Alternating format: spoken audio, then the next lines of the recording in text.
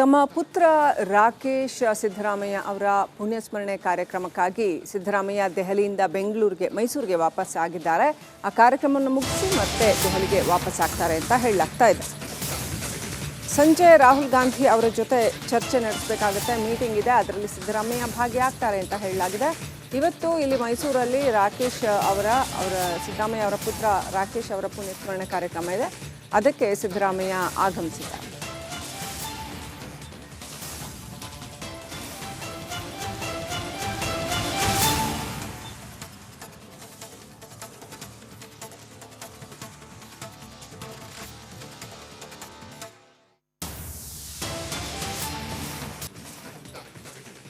ತಮ್ಮ ಪುತ್ರ ರಾಕೇಶ್ ಸಿದ್ದರಾಮಯ್ಯ ಅವರ ಪುಣ್ಯಸ್ಮರಣೆ ಕಾರ್ಯಕ್ರಮಕ್ಕಾಗಿ ಸಿದ್ದರಾಮಯ್ಯ ದೆಹಲಿಯಿಂದ ಮೈಸೂರಿಗೆ ವಾಪಸ್ ಆಗಿದ್ದಾರೆ.